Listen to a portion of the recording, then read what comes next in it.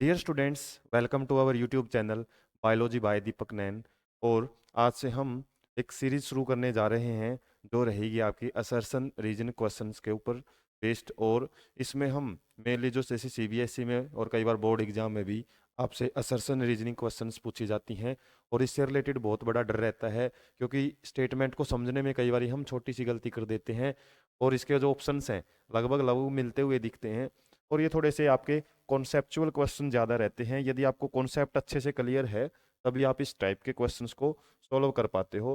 तो BSc 12th class का जो एग्जाम रहेगा उसके अंदर तो आपको स्पेशली 4 क्वेश्चन पूछे ही जाते हैं असर्शन रीजनिंग से रिलेटेड। जैसे जो एमसीक्यू क्वेश्चंस हैं सीबीएसई एग्जाम से रिलेटेड, यदि आपको जानकारी लेनी है बायोलॉजी का एग्जाम का क्या पैटर्न रहता है उसका डिस्क्रिप्शन बॉक्स मिल जाएगा। और उसके अंदर जो 1 मार्क्स के क्वेश्चन हैं एमसीक्यू क्वेश्चन वो रहते हैं 12।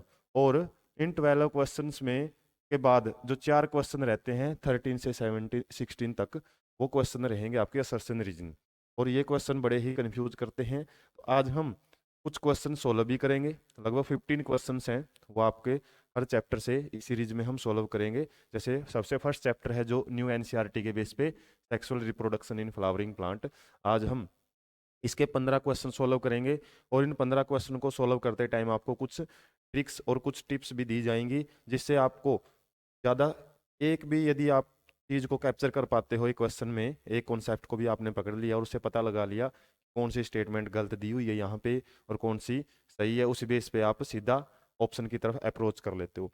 तो हम बेसिक कॉन्सेप्ट समझते हैं। पहले तो जो असर्शन रीजनिंग क्वेश्चंस होते हैं आपके इस टाइप से पूछे जाते हैं, उसके ऑप्शन ऐसे मिलते हैं। पहले तो आपको ऑप्शन को थोड़ा ध्यान रखना पड़ेगा क्वेश्चन के जब आप आंसर देते हो, क्योंकि इसमें ऑप्शन अलग अलग नहीं मिलते, एक बार ही आपको ऑप्शन दे दिए जाते हैं। और इन ऑप्शन से ही आपको क्या करना पड़ता है, फिर ए बी सी डी इन्हीं में से निकालना पड़ता है। अब यहाँ पे ऑप्शंस को ध्यान से पढ़ना है और उसी बेस पे हम क्वेश्चन सोल्व करने की प्रैक्टिस करेंगे। पहली पहला आंसर तब आएगा आपका फर्स्ट आंसर कब, जब जब दोनों स्टेटमेंट, एक असर्शन स्टेटमेंट दी जाती है, कोई भी स्टेटमेंट बोल सकते हो, और एक उसका रीजन दिया जाता है। यदि दोनों स्टेटमेंट ट्रू हैं और जो रीजन है वो करेक्ट एक्सप्लेनेशन है किसकी, असर्शन की, मतलब कोई स्टेटमेंट दी जाएगी फर्स्ट स्टेटमेंट यदि, और उसका दिया जाएगा जैसे स्टेटमेंट और उसका दिया जाएगा एक रीजन आपको। और इस रीजन को पढ़ते टाइम यदि आप एंड में बिकॉज लगा के, इन दोनों स्टेटमेंट को बिकॉज लगा के अच्छे से कॉन्सेप्चुअल इसको जोड़ पा रहे हो कि भाई जो पहली स्टेटमेंट है ना उसका कारण है ये दूसरा स्टेटमेंट, तो फिर तो हमारा ए ऑप्शन आएगा। और यदि दो स्टेटमेंट हैं दोनों ट्रू हैं, ट्रू दी हुई हैं लेकिन उनका कोई रिलेशन नहीं है आपस में, हालांकि हो सकता है किसी एक टॉपिक से रिलेटेड हो लेकिन वो एक दूसरे से अलग अलग हैं, थोड़ा रीजन नहीं ठीक ढंग से बैठ रहा, आपको बताएंगे कुछ एग्जाम्पल लेके, तो उसमें आपकी जो बी ऑप्शन है वो रहेगा। यहाँ पे क्या रहेंगी, दोनों स्टेटमेंट है तो ट्रू, रीजन भी और असर्शन भी ट्रू है, लेकिन रीजन है वो एक्सप्लेनेशन में नहीं आता। और यदि असर्शन यदि हमारे ट्रू है और रीजन यदि फॉल्स है, यदि आपको पता लग जाए कि जो रीजन में इसने स्टेटमेंट दी हुई है ना, जैसे ट्रू फॉल्स आते हैं हमारे, जब हम छोटी क्लासेज में पढ़ते थे तो ट्रू फॉल्स क्वेश्चन पूछे जाते थे, तो यदि वही चीज़ आपको अच्छे से आती है ना ट्रू फॉल्स, उसी से आप इनको बड़े अच्छे ढंग से कर लेते हो। अब जैसे स्टेटमेंट का आपको पता लग गया रीजन फॉल्स है, फिर आपको कहीं पे जाने की जरूरत नहीं है, उसका ऑप्शन सी ही आएगा। यदि एक भी आपने, जैसे मैंने बोला था, एक भी चीज को आपने अच्छे से कैप्चर कर लिया ना, ये पता लगा लिया कि भाई इसका रीजन फॉल्स है, चाहे हमारा ए ठीक हो चाहे गलत हो कोई मतलब नहीं है, तो वहां पे आपका रीजन यदि फॉल्स है तो उससे सी स्टेटमेंट आपकी ठीक आ जाएगी। और यदि असर्शन और रीजन दोनों ही फॉल्स हैं या फिर असर्शन ही फॉल्स है, याद रखना यदि असर्शन ही फॉल्स रहेगा, सबसे पहले ही स्टेटमेंट फॉल्स है, तो हमारा डी ऑप्शन रहता है, रीजन पढ़ने की जरूरत ही नहीं है। यदि रीजन फॉल्स है लेकिन असर्शन ट्रू है, उस स्टेटमेंट में हमारा सी ही ऑप्शन रहेगा, ऊपर वालियों में हमको कंफ्यूज होने की जरूरत नहीं है। तो इनको आप थोड़ा सा प्रैक्टिस से, और ये क्वेश्चन ज़्यादातर स्टेटमेंट वाइज आते हैं, एनसीईआरटी की हर लाइन इसमें इंपॉर्टेंट हो जाती है। कोई भी लाइन आपको दे देगा एनसीईआरटी से उठा के और उसमें कहीं नोट लगा के दे देगा एनसीईआरटी की लाइन को, या फिर कहीं एनसीईआरटी में नोट लगाया हुआ है तो उसको आप इस तरीके से भी स्टेटमेंट बन जाती हैं। और कई बार कॉन्सेप्ट को थोड़ा सा ट्विस्ट करके दे देता है और वहीं से आपको ट्रू एंड फॉल्स से रिलेटेड में समझना है। तो एक प्रकार का ट्रू फॉल्स टाइप के क्वेश्चन ही होते हैं, यदि आप अच्छे से इनको समझते हो तभी सॉल्व कर पाते हो। और हर जितने भी हम चैप्टर डिस्कस करेंगे लगभग 1 to 13 जो चैप्टर आपके न्यू एनसीईआरटी सिलेबस के बेस पे हैं, तो उनमें हम आज फर्स्ट चैप्टर के 15 क्वेश्चन सॉल्व करेंगे। इसके बाद की जो भी फर्दर सीरीज हैं उनमें हम डीपली हर एक क्वेश्चन को स्टडी करेंगे। सबसे अच्छी बात क्या है कि वहाँ पे आपको इनकी जो पीडीएफ्स है वो भी लिंक के अंदर प्रोवाइड कर दी जाएगी, लेकिन इसका एक मिसयूज क्या रहता है, बच्चे समझते नहीं है, वैसे ही पीडीएफ डाउनलोड करके उसको रट लेते हैं। हमको रटना नहीं है। मैं ये आपको श्योरिटी नहीं दे रहा कि 15 क्वेश्चन में से ही बोर्ड में आपका पेपर आए में क्वेश्चन आएंगे, लेकिन इन क्वेश्चन को सोल्व करते टाइम आपने कुछ ट्रिक्स टिप्स ऐसे जैसे थोड़ा सा ध्यान दे लिया तो आप इजीली इनको सोल्व कर लेते हो। इनसे डरने की ज़रूरत नहीं है। जैसे सबसे पहला क्वेश्चन हम देख लेते हैं। पहले तो आपको पता हो जाना चाहिए कि किस टॉपिक से रिलेटेड क्वेश्चन है। जैसे ऑटोगैमी, ऑटोगैमी, जिनोगैमी, गिटिनोगैमी, ये किस में पढ़ते हैं हम? पोलिनेशन के टाइप्स में। तो पोलिनेशन के टाइप से रिलेटेड क्वेश्चन है। और इसमें हम किसके बारे में पढ़ते हैं? जैसे ऑटोगैमी, गिटोनोगैमी, गिटिनोगैमी, और एक रहता है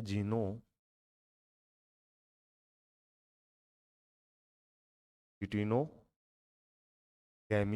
AMO, जीनो, स्पेलिंग है थोड़ी सी कर लेना, जीनोगैमी। तो तीन टाइप के हम पोलिनेशन पढ़ते हैं।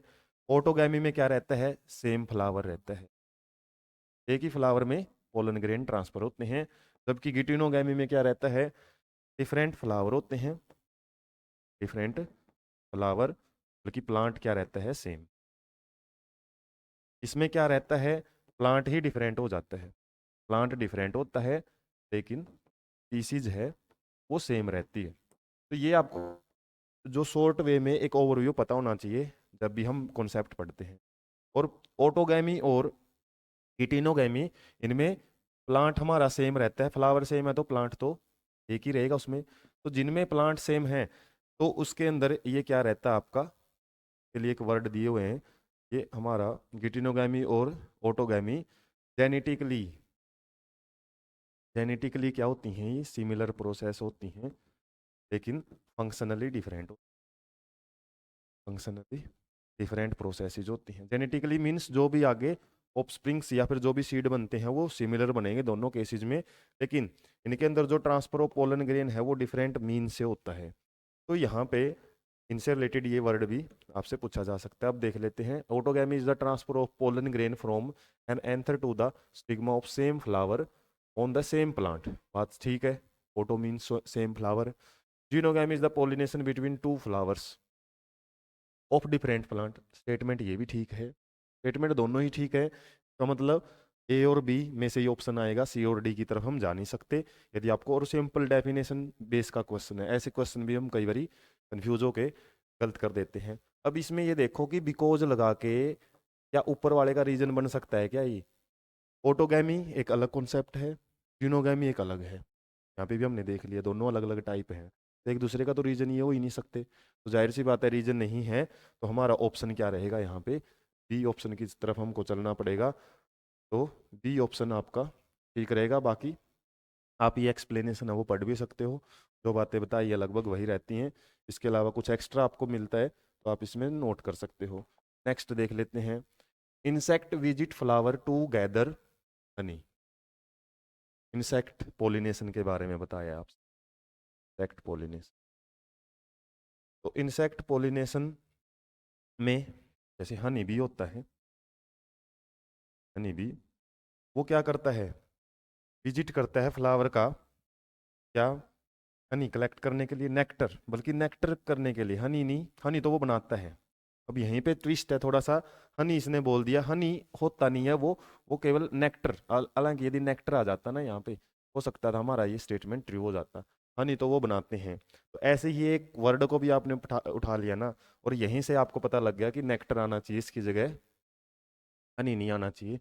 इसके अलावा इंसेक्ट हनी के अलावा क्या एडिबल पोलन ग्रेन है उनको भी खाने के लिए आते हैं, पोलन ग्रेन भी गैदर करने के लिए आते हैं, जरूरी नहीं कि हनी के लिए आते हैं। तो यहाँ पे यदि एक स्टेटमेंट पे आप फुल एंड श्योर हो जाते हो तो ये अब हमको और किसी स्टेटमेंट पे जाने की जरूरत नहीं है। यहाँ पे असर्शन ही इसका गलत है, और असर्शन यदि गलत है तो आपका डी ऑप्शन आ जाता है। बाकी दूसरी स्टेटमेंट भी पढ़ लो, attraction of flowers prevent the insect from damaging other part of plant. Plant इस चीज़ से प्रोटेक्ट करने के लिए थोड़े यूज करता है कि ये जो एक जगह पे बनाएगा, वो तो उसका मेन मकसद क्या है, क्रॉस पोलिनेशन करवाने के लिए ही करता है वो। डैमेज का तो कोई यहाँ पे सवाल ही नहीं आता। ये स्टेटमेंट भी फालसी है वैसे तो, लेकिन यदि असर्सन आपने देख लिया ना एक बार, उसी से आपका ऑप्शन आ जाता है। यहाँ पे डी ऑप्शन आपका ठीक रहेगा। बाकी ये देखो यहाँ पे भी नेक्टर की ही बात की हुई, नेक्टर ही लेने के लिए विजिट करेगा वो, के अलावा हनी तो वो बाद में बनाता है, और स्पेशली हनी भी। अब यहाँ पे बात आ चुकी है आपकी मेल गैमेटोफिटिक सेल, मतलब माइक्रोस्पोरो इस माइक्रोस्पोरोजेनेसिस क्या होती है, जो स्पोरेंजियम है, स्पोरेंजियम, और खासकर कौन सा, माइक्रोस्पोरेंजियम। कॉन्सेप्ट आपको क्लियर हो तभी आप क्वेश्चन को अच्छे ढंग से अप्रोच कर सकते हो। जो माइक्रोस्पोरेंजियम कहाँ होता है, पोलन ग्रेन जहाँ पे बनते हैं, स्ट्रक्चर कहाँ पे रहेगी, ये एंथर के अंदर प्रेजेंट होती है, एंथर के अंदर। और एंथर में 4 माइक्रोस्पोरेंजियम होते हैं, और ये माइक्रोस्पोरेंजियम क्या है, एक प्रकार की फ्रूटिंग बॉडी है, फ्रूटिंग बॉडी भी इनको बोला जाता है। और इसके अंदर क्या होता है, ये पोलन मदर सेल्स प्रेजेंट होती हैं, पोलन मदर सेल्स, जो किससे बनती हैं, एक वर्ड आता है स्पोरोजिनस टिश्यू। स्पोरोजिनस टिश्यू जब हम पढ़ते हैं एंथर के बारे में, तो स्पोरोजिनस टिश्यू की भी डिटेल रहती है। और स्पोरोजिनस टिश्यू की जो सेल है वही आगे मल्टीप्लाई करके ईएमसी पोलन मदर सेल बनाती हैं। ये कैसी होती हैं, डिप्लॉयड होती हैं, इनके अंदर होता है मियोसिस, और मियोसिस होके क्या करती हैं, ये पोलन ग्रेन्स या फिर माइक्रोस्पोर बनाती हैं। पहले तो ये बनाती है माइक्रोस्पोर, और माइक्रोस्पोर 4 बनते हैं मियोसिस के द्वारा, और ये हैप्लॉइड होते हैं, हैप्लॉइड। और हैप्लॉइड स्टेज क्या होती है, गैमेटोफिटिक स्टेज, गैमेट बन जाते हैं, मतलब गैमेटोफिटिक स्टेज होती है। तो गैमेटोफिटिक स्टेज माइक्रोस्पोर होते हैं, और उसके बाद इसी से आगे मैच्योर होके क्या बनते हैं, पोलन ग्रेन। इसलिए पोलन ग्रेन को क्या बोल सकते हैं, मैच्योर मेल गैमेटोफाइट, और माइक्रोस्पोर को इमेच्योर। है कैसे, ये हैप्लॉइड स्ट्रक्चर हैं। हैप्लॉइड क्या होते हैं, जो ज़्यादातर गैमेट्स की फॉर्म में हमको ज़्यादातर हैप्लॉइड स्ट्रक्चर मिलती हैं। अब इसने पोलन मदर सेल जो कि क्या होती है, डिप्लॉयड कंडीशन, इसने बोल दिया फर्स्ट मेल गैमेटोफिटिक सेल है। फर्स्ट मेल गैमेटोफिटिक सेल तो क्या रहती है, माइक्रोस्पोर रहती है, उसी से पोलन ग्रेन बनता है, ना कि पोलन मदर सेल। ये तो डिप्लॉयड है, डिप्लॉयड है तो इसको हम गैमेटोफाइट तो बोल ही नहीं सकते। हमारी यही स्टेटमेंट यहाँ पे फॉल्स हो गई है। रीजन देख लेते हैं, each PMC give rise to pollen, to pollens, ये भी स्टेटमेंट फॉल्स ही है। हालांकि एक को ही आपने अच्छे से कैप्चर कर लिया, क्योंकि यदि इसको आप ट्रू और फॉल्स बताओगे इससे रिलेटेड, तो 2 ऑप्शन रह जाते हैं हमारे, क्योंकि सी भी आ सकता है। यदि इस स्टेटमेंट को आपने पकड़ लिया भाई ये ट्रू और फॉल्स है, सी और डी दोनों इसमें से बन जाते हैं। लेकिन हमारा जो असर्सन वाला पॉइंट है, इसको आपने पता लगा लिया कि ये फॉल्स है, उस बेस पे आप अप्रोच कर सकते हो सीधा डी की तरफ, फिर आपको कहीं देखने की जरूरत नहीं है। एक्सप्लेनेशन आपको पीडीएफ में मिल जाएगी, आप पढ़ लेना उसको। नेक्स्ट क्वेश्चन है, टेज्मोगैमस फ्लावर और क्लिस्टोगैमस फ्लावर। टेज्मोगैमस क्या होते हैं, ये फ्लावर नॉर्मल फ्लावर होते हैं, नॉर्मल फ्लावर।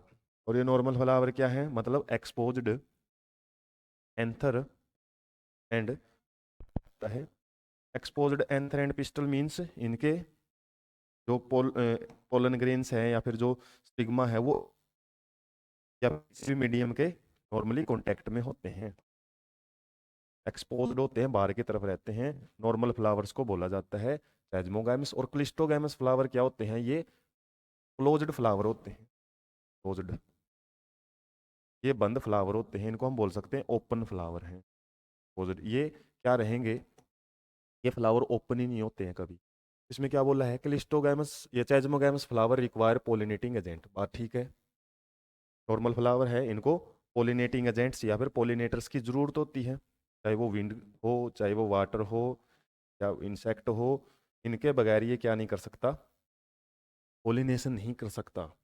वैसे ये एबायोटिक एबायोटिक फैक्ट्रीज के अंदर मिलेंगे ही जो पोलिनेशन करवाएं। Cleistogamous flowers do not expose their sex organ, बात इसी की भी ठीक है, स्टेटमेंट दोनों ही ठीक है। लेकिन सिंपल सी बात है, बिकॉज लगा के दोनों को मिला के देखो कि क्या ये रीजन बैठता है कि टेज्मोगैमस फ्लावर को पोलिनेटिंग एजेंट की जरूरत होती है क्योंकि वो ओपन ही नहीं होते, या फिर क्योंकि क्लिस्टोगैमस फ्लावर ओपन ही नहीं होते। तो ये दोनों अलग अलग कॉन्सेप्ट हैं दोनों ठीक, लेकिन रीजन नहीं बैठ रहा पहले वाले का, इस बेस पे हम बोल सकते हैं। हालांकि इसमें से यदि क्वेश्चन आपसे आपसे पूछा जाए कि भी cleistogamous flower do not expose their sex organ, यदि असर्सन में आ जाता, और उसके बाद यदि आपका रीजन बना के पूछ लेता, इस स्टेटमेंट का यदि रीजन बना के पूछ लेता, तो क्या डू नॉट रिक्वायर, हालांकि शायद इस टाइप का क्वेश्चन इसमें डाला भी हुआ है, do not require any pollinating agent, यदि ऐसे आ जाता फिर रीजन मान सकते थे कि हम कि ये बंद फ्लावर हैं, इसलिए इनको किसी पोलिनेटिंग एजेंट की जरूरत ही नहीं है। तो इस बेस पे आपको क्वेश्चंस ऐसे बनने या बनाने आने चाहिए, तभी आप इन क्वेश्चंस को अच्छे से अप्रोच करते हो। तो यहाँ पे हमारा बी आंसर रहेगा, क्योंकि ये अलग अलग स्टेटमेंट है, दोनों ट्रू जरूर हैं। नेक्स्ट क्वेश्चन, गाइनोसियम जो क्या रहता है, male reproductive part of flower,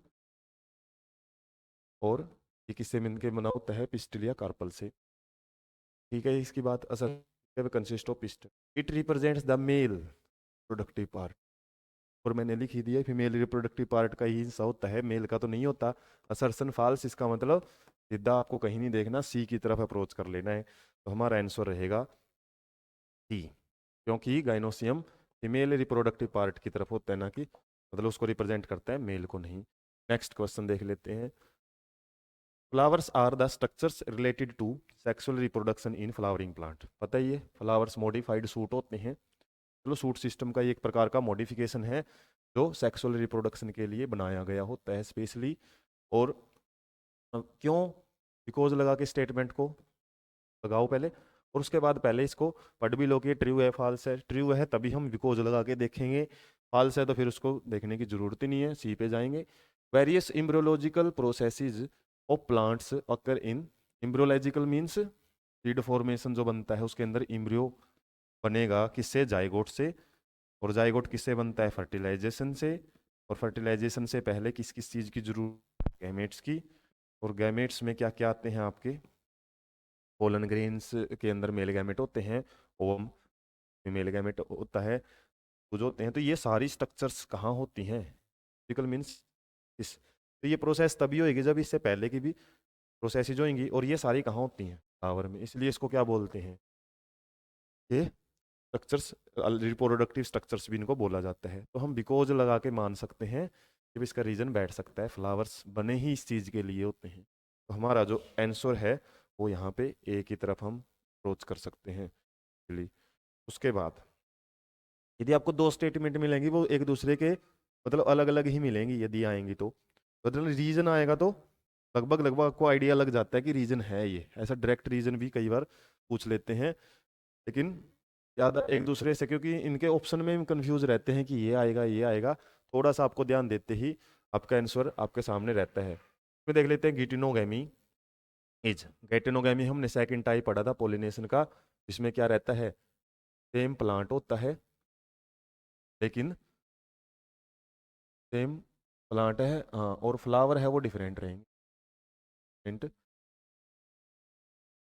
तो इसमें बोला है जेनेटिकली सिमिलर टू ऑटोगैमी, ये हमने अभी डिस्कशन किया था, ये जेनेटिकली सिमिलर है लेकिन फंक्शनली, फंक्शनली किसके सिमिलर है, फंक्शनली सिमिलर है ये जीनोगैमी के। गिटिनोगैमी एक ऐसा मोड है जो सेकंड नंबर पे आता है, जेनेटिकली तो किसके सिमिलर होता है, ऑटोगैमी, क्योंकि एक ही प्लांट से पोलन ग्रेन है वो जाते हैं, और जो सीड है वो एक ही प्लांट से रिलेटेड करेक्टर लिए हुए मिलेगा। तो जेनेटिकली तो सिमिलर हैं दोनों कंडीशन में, लेकिन फंक्शनली जीनोगैमी जैसा है। Pollen grains come from same plant, बिल्कुल बात सही है, बिकॉज लगा के हम बोल सकते हैं, रीजन ही इसका यही है, एक ही प्लांट से पोलन ग्रेन जाएंगे जिससे हमारे जेनेटिकली सिमिलर वो सीड्स हैं वो बनेंगे। तो इससे हम आ सकते हैं सीधा, हमारा आंसर ए की तरफ अप्रोच हम इजीली कर सकते हैं। ऐसे ही एक दूसरे के रीजन वाले ही क्वेश्चन आपको, उसके बाद नेक्स्ट देख लेते हैं, cleistogamous flowers produce a assured seed set, ये एनसीईआरटी की लाइन है पूरी, में क्या होता है, क्लिस्टोगैमिस हमने पढ़ा था, ये क्लोज्ड फ्लावर होते हैं, क्लोज्ड फ्लावर, या फिर बोल सकते हैं बड स्टेज में ही रहते हैं ये, बड स्टेज में बड स्टेज के अंदर ही मतलब ये है कि जो बाहर से हैं ये ग्रीन कलर के दिखाई दे देते हैं, क्योंकि बड के अंदर ये प्रोटेक्टेड रहते हैं। और जो इसके अंदर मेनली क्या रहते हैं, एंड्रोसियम और गाइनोसियम, वो मैच्योर हो जाते हैं। एंड्रोसियम एंड गाइनोसियम वो इसके अंदर मैच्योर होके और क्या कर लेते हैं, पोलिनेशन वगैरह करके सीधा सीड वगैरह है वो बना लेते हैं। इसमें बोला है कि सीड बनेंगे, एश्योर मतलब श्योरिटी है कि सीड सेट तैयार ही होएगा, चाहे हमारे पास पोलिनेटर हो या ना हो। क्रॉस पोलिनेशन में तो हम पोलिनेटर की इंपॉर्टेंस पढ़ते हैं, लेकिन इनमें कोई इनकी जरूरत नहीं होती। और ये एनसीईआरटी की लाइन है एज इट इज। और इसका रीजन क्या है, डोंट ओपन एट ऑल। बिल्कुल बात सही है, ये खुलते ही नहीं है तो पोलिनेटर की क्या जरूरत है इनको। और खुलेंगे नहीं तो अंदर से जो पोलन ग्रेन और स्टिग्मा है वो इस तरीके से लोकेटेड हैं कि वो अपने आप ही एक दूसरे के टच में आ जाते हैं। तो इस तरीके से क्या है, ये क्लिस्टोगैमस फ्लावर का हम बोल सकते हैं पहले वाली स्टेटमेंट का बिकॉज लगा के रीजन बन सकता है इजिली। इस टाइप के क्वेश्चन आपको प्रैक्टिस करोगे तो आइडिया लग जाता है कि किस तरीके से इनके आंसर आते हैं। उसके बाद नेक्स्ट क्वेश्चन देख लेते हैं। ए typical microsporangium of angiosperms is generally surrounded by 4 wall layers. Microsporangium, जब हम एंथर का डायग्राम समझते हैं, टीएस ऑफ एंथर देखते हैं, बुक के अंदर दिया भी हुआ है, इस टाइप से 4 लोब्स जो स्ट्रक्चर्स है वो दिखाई देती है। और यहाँ पे टाइप से क्या रहते हैं, 4 माइक्रोस्पोरेंजियम रहते हैं। और इनकी क्या रहती है, लेयर्स होती हैं तरीके से। एक लेयर ये है और टैपेटम लेयर हम बोल सकते हैं। ये टैपेटम लेयर सबकी अपनी अपनी होती है। इसके अलावा जो फर्दर लेयर्स हैं 3 लेयर्स, वो सबकी क्या रहती हैं, कॉमन रहती हैं। डायग्राम को यदि आप अच्छे से समझोगे तब इसका आइडिया लगेगा। इस तरीके से मान सकते हैं कि जो 3 लेयर्स हैं वो सबकी कॉमन है।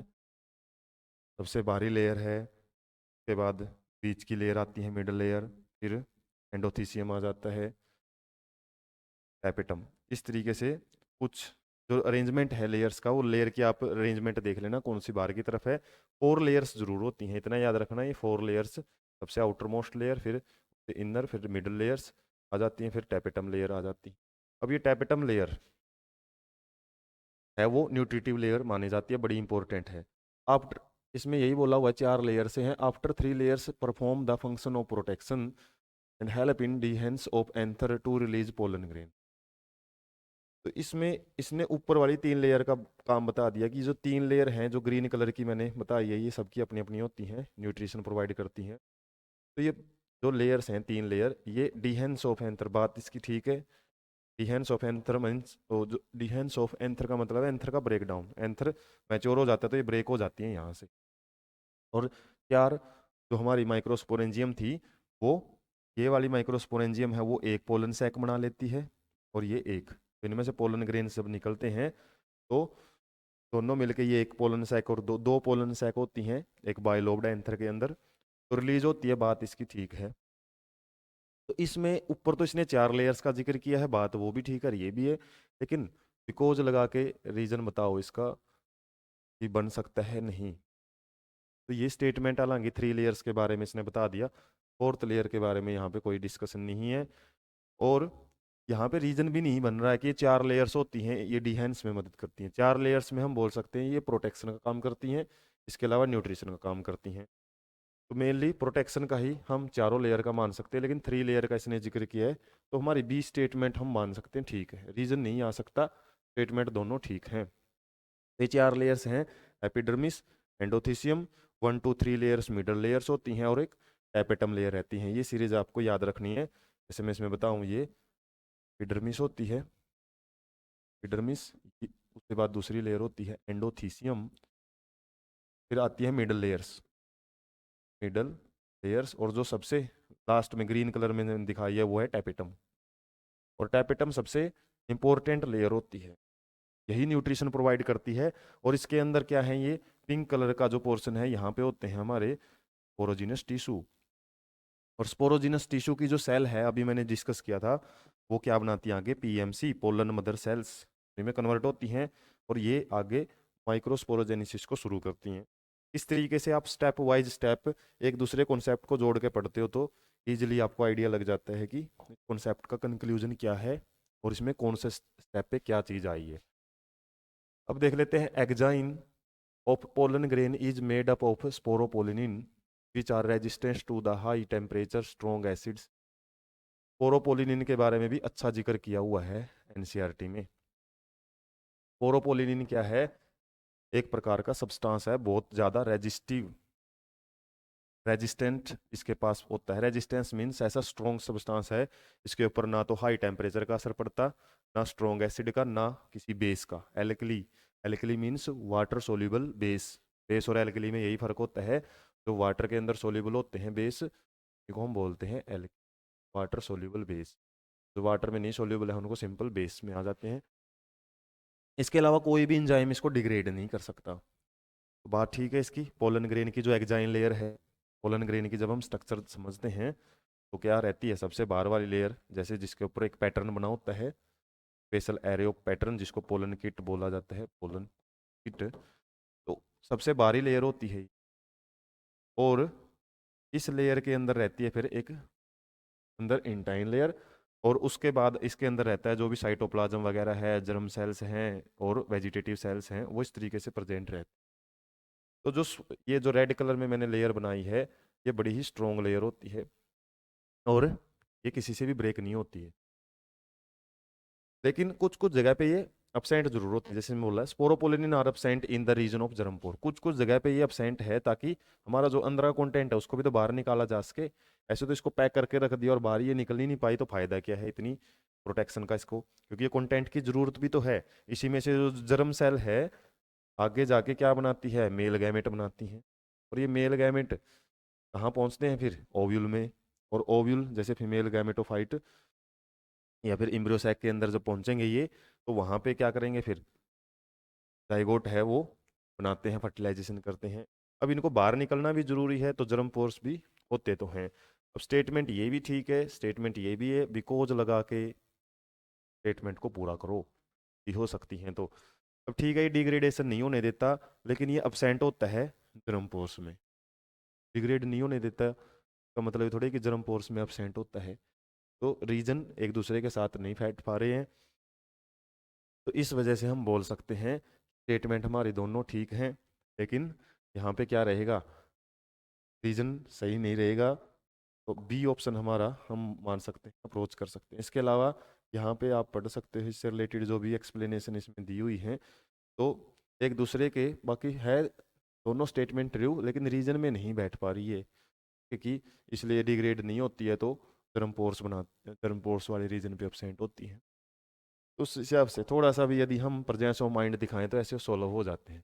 In angiosperms flowers represents the modified condense suit which perform the function of sexual production. Flower के बारे में डेफिनेशन, फ्लावर की डेफिनेशन है क्या होता है? एक प्रकार का सूट होता है, सूट सिस्टम। और सूट कैसा होता है? सूट में जैसे हम स्टेम पढ़ते हैं, यहाँ पे क्या निकले होते हैं? अलग अलग लीव्स या ब्रांचेज वगैरह निकली होती। और लीव्स और ब्रांचेज में क्या है? के बीच में नोड और इंटरनोड प्रेजेंट होते हैं। जहाँ से ब्रांच वगैरह या फिर कोई स्ट्रक्चर निकली है ना, उसको हम क्या बोलते हैं? नोड बोल देते हैं। और उसके बीच के इंटरनोड, इंटरनोड की लेंथ होती है ज़्यादा, नॉर्मल स्टेम में हम देखते हैं। लेकिन मॉडिफाइड स्टेम में क्या होता है? ये जो लेंथ है इंटरनोड की, ये जो बीच की लेंथ है, ये क्या हो जाती है? कम, कंडेंस हो जाती है, छोटी हो जाती है। और इसी स्ट्रक्चर को यदि मैं बनाऊं फिर, यदि ये छोटी हो गई है तो ऐसे नीचे वाले पैटर्न बना दी मैंने, और ये वाला पोर्शन गायब है, यहाँ से लेंथ ही गायब है, तो दूसरे वाला पोर्शन यहाँ आ गया। तीसरे वाले लीव्स हैं वो इस तरीके से आ गई। इस तरीके से ये एक प्रकार का क्या है? जो हमारे सूट हैं वो कंडेंस होता है, और जिसमें डिफरेंट डिफरेंट फंक्शन होते हैं। और इसके अंदर जो भी स्ट्रक्चर हम देखते हैं ये लीव्स का ही मॉडिफिकेशन है। जैसे फ्लावर बाहर की तरफ की जो लीव्स हैं वो सेपल्स होती हैं। उसके बाद लीफ लाइक स्ट्रक्चर जो पेटल्स हैं जो कलर्ड में आ जाती हैं। इसके अलावा यही लीव्स मॉडिफाइड ओके, जो बाहर वाली हैं वो एंड्रोसियम में कन्वर्ट हो जाती हैं, और सेंटर वाली हैं वो पिस्टिल के अंदर कन्वर्ट हो जाती हैं। तो फ्लावर एक मॉडिफाइड सूट ही होता है जिसमें लीव्स हैं वो कंडेंस्ड फॉर्म में पाई जाती हैं।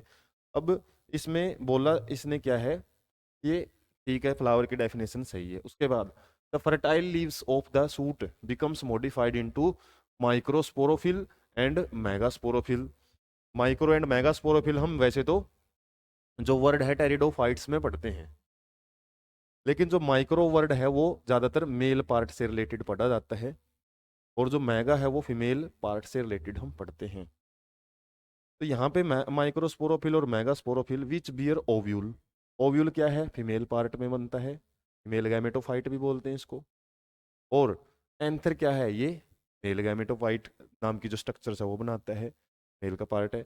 अब इसमें ये देखो, माइक्रो पहले लिया है इसने और मेगा बाद में लिए, लेकिन इसने यहाँ पे फीमेल पार्ट पहले बता दिया और मेल को बाद में बता दिया। जब ये रिस्पेक्टिवली पे ही बात है सारी, रिस्पेक्टिवली, रिस्पेक्टिवली मतलब है जो चीज़ पहले आई है, माइक्रो आया है पहले, तो पहले मेल की ही बात आनी चाहिए, और यदि मेगा बाद में आया है तो बाद में फीमेल्स का जिक्र होना चाहिए। इसने अपोजिट कर दिया, थोड़ा सा स्टेटमेंट इधर से उधर कर दी, ऐसे ट्विस्ट कर दिया बस क्वेश्चन को, और यहाँ से हमारा जो रीजन है वही फाल्स हो चुका है। और फाल्स हो चुका है तो जाहिर सी बात है हमारी फर्स्ट स्टेटमेंट को भी ना देखो अभी, तो इस एक सिंगल चीज से आप समझ सकते हो ये प्रेजेंस ऑफ माइंड का खेल है, सर्सन रीजनिंग, बस और कुछ नहीं है। तो इसमें हमारा सी ऑप्शन है वो करेक्ट हो जाता है केवल इस चीज की वजह से। और जल्दबाजी में हम ये चीज समझ ही नहीं पाते कि आगे पीछे भी दी हुई है, फिर हम समझते हैं हाँ भाई बात ये भी ठीक है और लगभग ये भी ठीक है, तो दोनों रीजन नहीं है, तो फिर भी तो आ ही जाएगी कैसे भी कर। तो इस तरीके से हमारे क्वेश्चन है वो फाल्स हो जाते हैं। उसके बाद नेक्स्ट देख लेते हैं, आल्थो गिटिनोगैमी इज फंक्शनली क्रॉस पोलिनेशन। ये बात अभी जिक्र किया था हमने इससे प्रीवियस सेशन में, तो क्या था, क्रॉस पोलिनेशन के फंक्शनल सिमिलर है, जबकि जेनेटिकली सिमिलर किसके है, ये ऑटोगैमी के है। Since the pollen grain come from same parent, autogamy के क्यों है, क्योंकि सेम पेरेंट या सेम प्लांट से, इसका तो हमने क्वेश्चन ही किया था।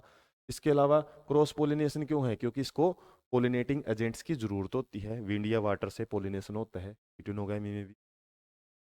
रीजन देखो, in geitonogamy pollen grains from an anther of one flower are transferred to the stigma of the another flower born on the, geitonogamy में क्या बोला है इसने, pollen grains from anther of one flower, एक flower के anther से transfer किए जाते हैं stigma of another flower borne on same plant.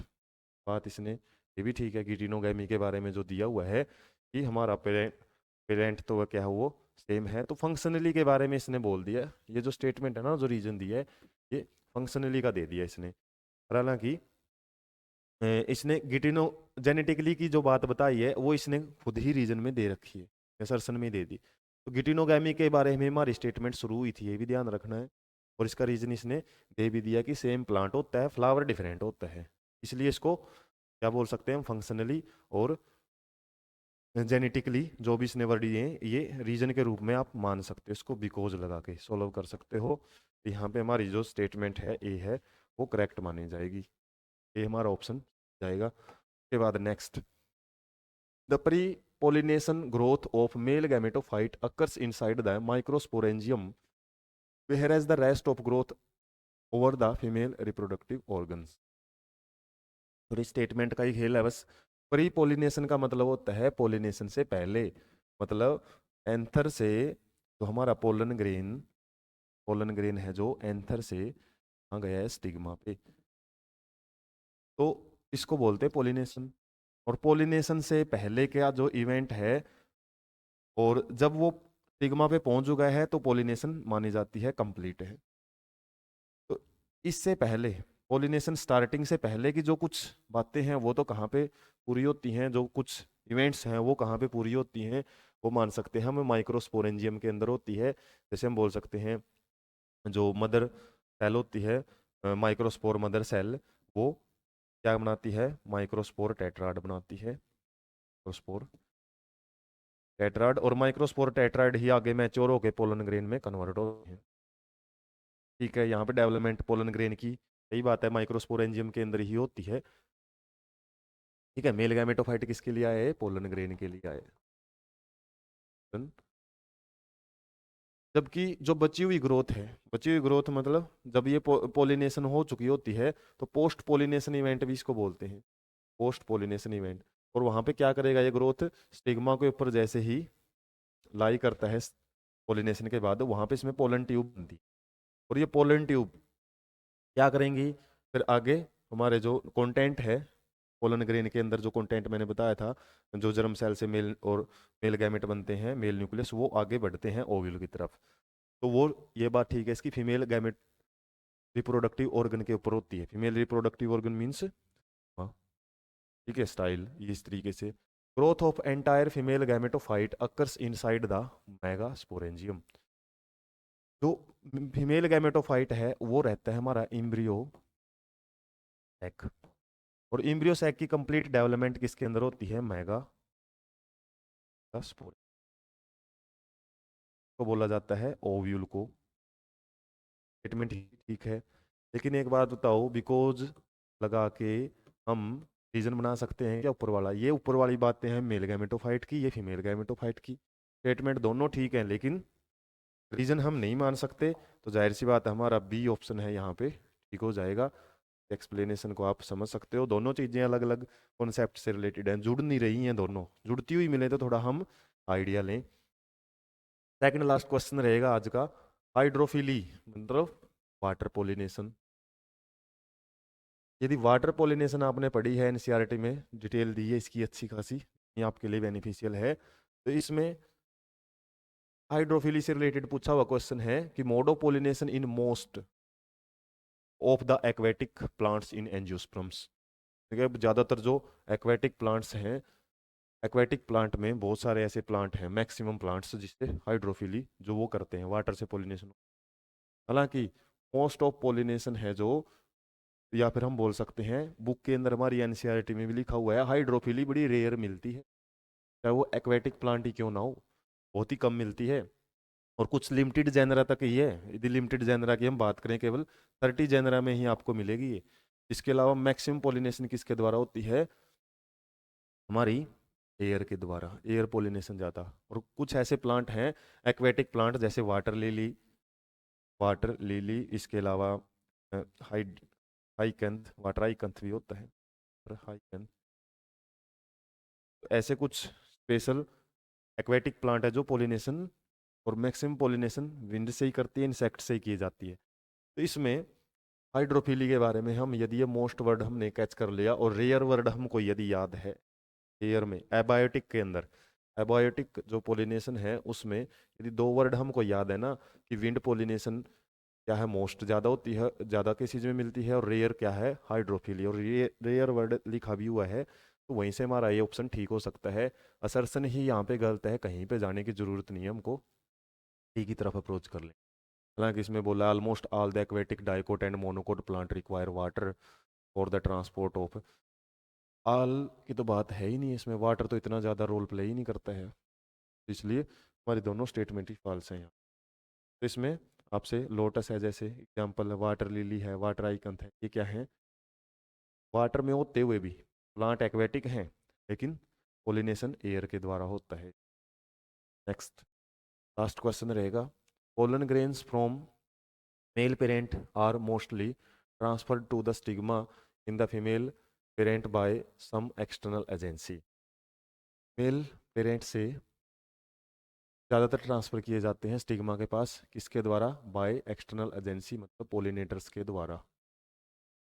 ज़्यादातर केसेज में हमको ये पोलिनेशन देखने को मिलती है, या फिर पोलिनेटर्स की ज़रूरत की जाती है। प्लांट खुद भी क्रॉस पोलिनेशन को ज़्यादा बढ़ावा देता है, और क्रॉस पोलिनेशन से रिलेटेड हमारे टॉपिक भी रहता है आउट ब्रीडिंग इज, 3 नंबर का टॉपिक भी बनता है, इसमें कुछ डेफिनेशंस आती हैं, अलग अलग मेथड यूज करता है प्लांट। प्लांट खुद चाहता है कि कोई पोलिनेटर आए उसके पास, ताकि वो दूसरे प्लांट या दूसरे फ्लावर के पास पोलन ग्रेन्स है वो लेके जाए। तो इसमें बात इसकी ठीक है कि एक्सटर्नल एजेंसी की जरूरत होती है उसको। This is because the male flowers और male organs have no internal device to reach the female organs in the another flower. उनके पास कोई ऐसी इंटरनल डिवाइस नहीं है, या फिर उनकी कोई ऐसी मॉडिफिकेशन नहीं, खुद चल के जाएं वो। मैं इसका रीज़न दे दिया कि एक्सटर्नल एजेंसी की क्यों ज़रूरत है, तो लेके जाने के लिए ज़रूरत है। नॉन मोटाइल होते हैं ये, मैं बोल दिया आपसे कि नॉन मोटाइल होते हैं कौन, मेल फ्लावर या फिर मेल ऑर्गन्स। मेल ऑर्गन्स में सारी चीज़ें कवर कर ली इसने, पोलन ग्रेन्स वगैरह सारी चीज़ें हैं वो नॉन मोटाइल हैं, वो चल के नहीं जा सकती, ना उनके अंदर कोई इंटरनल स्ट्रक्चर जिसके हम बनाते हैं, और ये फिलामेंट होता है, और यहाँ पे क्या है, ये हम मान सकते हैं स्टिग्मा है और पे ओवरी है। तो कोई ऐसी इंटरनल स्ट्रक्चर नहीं है कि जिससे पोलन ग्रेन अंदर ही अंदर फ्लावर के और यहाँ तक पहुँच सके। तो ये नहीं है, तो जाहिर सी बात है इनको किसी न किसी पोलिनेटर की ज़रूरत पड़ेगी, पोलन एक्सटर्नल पोलन एजेंसी की ज़रूरत पड़ेगी। बात यहाँ पे बिकॉज लगा के हम मान सकते हैं रीजन हमारा आ सकता है। यहाँ पे हमारा ऑप्शन है वो ए की तरफ हम बढ़ सकते हैं। तो इस तरीके से यहाँ पे आप देख सकते हो, ऐसे यदि क्वेश्चंस को अप्रोच करते हो असर्शन रीजन क्वेश्चंस में, तो ज़्यादा टिपिकल आपको नहीं मिलेंगे। यदि आपको पहली बात कॉन्सेप्ट क्लियर है और उसके बाद थोड़ा सा भी आपने स्टेटमेंट को समझ लिया, एक वर्ड भी आपने अच्छे से कैप्चर कर लिया। और एनसीईआरटी में ऐसे बहुत सारी लाइनें ऐसी हैं जो आपको अच्छे से कैप्चर करने की ज़रूरत है। बहुत बार हम नोट्स पे फोकस करते रहते हैं लेकिन एनसीईआरटी को साइड में रख देते हैं, और एनसीईआरटी ही नीट में क्वेश्चन है मैक्सिमम यहीं से आते हैं, स्टेटमेंट को थोड़ा चेंज कर करके। इसलिए आपके लिए ही एनसीईआरटी की हर लाइन जो इंपॉर्टेंट है, गोल्डन लाइंस फ्रॉम एनसीईआरटी से रिलेटेड भी आपको फुल कंटेंट है, हर एक कंटेंट है वो प्रोवाइड किया हुआ है पीडीएफ की फॉर्मेट्स में इसी चैनल पे अलग अलग प्लेलिस्ट में। अच्छे से यदि आप उनको अप्रोच करते हो तो उन नोट्स को अच्छे से जो भी मैंने बनाए हैं एनसीईआरटी से गोल्डन लाइंस के रूप में, मेन मेन लाइंस हैं जो आपकी असर्शन रीजन्स या फिर कुछ ऐसी स्टेटमेंट में आपको मिल सकते हैं जो बड़े इंपॉर्टेंट है, तो आप उनके लिए भी कंटेंट को स्टडी कर सकते हो। और इसी तरीके के जो असर्शन रीजनिंग क्वेश्चन है किस तरीके से वो आगे बनेंगे पर चैप्टर। और यहाँ पे जैसे मैंने पहले बोला था कि हमारा मकसद यहाँ पे ये नहीं कि हर क्वेश्चन जो आपको मिलेगा इन्हीं में से मिलेगा, अप्रोच करना आपको सिखाया जाएगा सर्सन रीजनिंग क्वेश्चन कॉन्सेप्ट बेसिस पे, और उस बेस पे आप इनसे डरने की बजाय इनके साथ फिर चैलेंजिंग के रूप में इनको एक्सेप्ट करके सोल्व करने की प्रैक्टिस करना शुरू कर दोगे। तो इसी टाइप के जो इंपॉर्टेंट सेशंस हैं, इंटरेस्टिंग वीडियोज़ हैं और कॉन्सेप्चुअल स्टडी और डिस्क्रिप्टिव डिटेल्स के लिए आप जो चैनल को सब्सक्राइब रखें। और इससे बाद जो हमारा नेक्स्ट चैप्टर रहेगा ह्यूमन रिप्रोडक्शन से रिलेटेड भी हम ऐसे ही 15 क्वेश्चंस लेके आएंगे और ऐसे ही कॉन्सेप्चुअली आपको उनको क्लियर करवाया जाएगा।